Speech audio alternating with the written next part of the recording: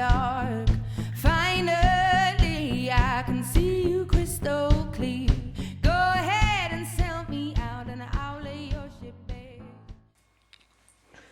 3 months ago, I applied to be a Pushchair Trader guest tester and was successful, and this is what they sent me. Well, this is the Maxi Cosi Elea, and it's suitable from birth with a baby nest which is supplied. And I just thought I'd do a little bit of a feature to show you what I thought. We're going to go through it like the good, the bad and the ugly, so I'll start off with the good.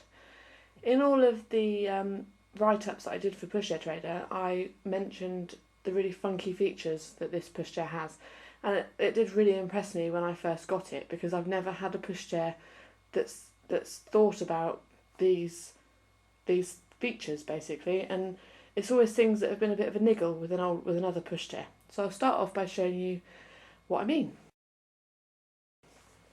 Right, so the seat has memory buttons on the side. So instead of having to use both hands to pick up the seat, take it off, you just push one, push the other, and then one-handed you can lift the seat off the chassis. Now it goes rear facing as well, which is a big plus point because Oliver still goes rear facing in the pushchair. And then it goes on to the recline, which is another really cool feature. If you watch the footrest, as you recline, the footrest goes out, very much like a recliner sofa. So now you have a completely flat bed for the baby to sleep on. When you lie down a normal pushchair, one of my biggest bugbears is that the straps go really tight and I end up fiddling around with these to try and loosen it a little bit, which isn't ideal if you're lying it down because the baby has just fallen asleep. So the Elea has a button here that says push. And if you push that, it loosens the straps, only enough to not be really tight on the baby. And then when you sit the pushchair back up, and the straps they're going to be a little bit too loose now that the baby's sat up, you simply pull that strap and it's back to being a normal size strap. Now another feature is these two buttons here actually lock and unlock the front swivel wheels. So there's none of this fiddling down at the bottom of the wheel if you for some reason need to lock it, like whenever I've been trying to put a baby to sleep in a pram, I find it a lot easier to do it with locked wheels. So you simply just push them out and you've got a swivel. Push them back in again and they're locked. That's really handy because with the folds, it folds in two ways, which I'll show you in a minute. It's ideal to have the wheels locked so that it stands up properly. Right, so we'll move on to the fold. Now it has to be, if you're going to fold it with the seat on, it has to be in forward facing. So we can pop this off, flip it around. That locks in really easily and really securely. Now to fold it, you've got a button here and two buttons here. And you simply push these two buttons in, and on this one push that one. It's like a lock at the same time. And it slides down and clicks in. And then it stands up on its own. Like I said, it is ideal to have the front wheels locked, otherwise it takes a bit of balancing to do. Right, now to unfold it, you simply press this red button down, it locks into place, so there's no having to hold the button down while you do it. And you just pull it out till it clicks into place, and there you have it. Now that's fold one, which is really good for just if you're going to throw it in the car, if you're in and out of the car, if you just want to fold it quickly so it's out of the way. But if you want to store it, or if you have a smaller boot, then you can simply take the seat off. The exact same method of folding, you push and down, but if you pull up this handle, it folds the chassis almost in half. So then you have a really compact chassis. Another good feature of this is the basket. It's really quite sizable. You can get quite a lot in. It is a little bit shallow, but if you like a big bag, like a changing bag or something, fits, and it fits under the seat as well without having to squash anything in or worry that it's going to fall out. Right, the brake is another pretty cool feature because you've got stop and go. There's none of this faffing with having to lift it up with your toes and having to worry about it being flip-flop friendly.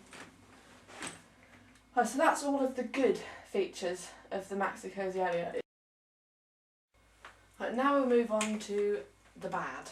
Now, it really is quite heavy, and to push, I prefer sturdy pushchairs, and this to me isn't sturdy. It's got a massive wobble on there, whether or not it's forward facing or rear facing, there's a wobble.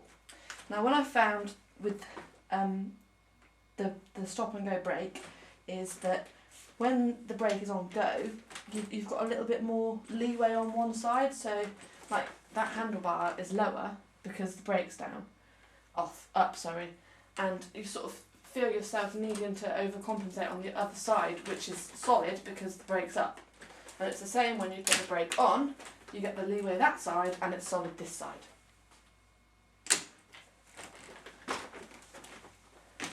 Now, for all of these features that it does have that makes it really good, the bad ones I think do outweigh them. If these features were on a pushchair that didn't have the wobble, that wasn't heavy, and that wasn't quite cumbersome to push, then it would be a perfect pushchair. And now on to the ugly. Personally, I've only ever used it in rear facing. One, because Oliver still is rear facing in any of his pushchairs, and two, because I really don't like what it looks like in forward facing. It is unbelievably curved, and it resembles a banana. The other ugly point that I have, which is, I don't know if it's just because I'm used to pushchairs with big hoods that cover. If you look at the hood, first of all, it is an absolute pain to click up. See, it's come out of its thing, put it back in how it's supposed to be.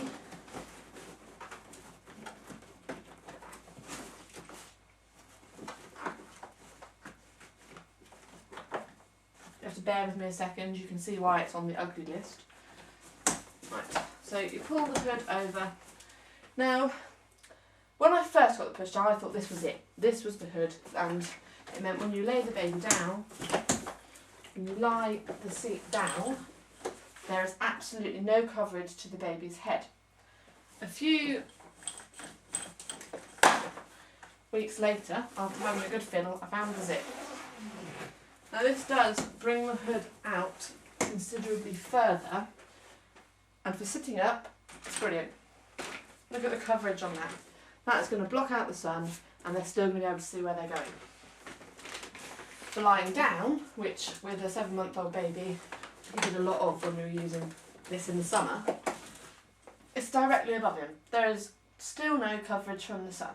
You can get the sun. We even had the problem with shop lights. Like we were in a shopping centre and he could see the ceiling, so he was not interested in going to sleep. He has never had a sleep in this pushchair, which for Oliver is a one-off. He sleeps absolutely everywhere, but for some reason not in the Elea. Myself, Ben and Oliver would like to thank Pushchair Trader for the opportunity to test the Maxi Cosi Elea. It's been an eventful 3 months, trying it out in all different aspects of life. It's not my favourite. The features make it amazing. If the features, like I've said, if the features were on a pushchair that was easy to push, was a little bit more lightweight, it would be probably one on the top of my list, and my list is very long. Yeah. You say bye? Bye. Wave bye. Bye. See how I'll leave with every piece of you.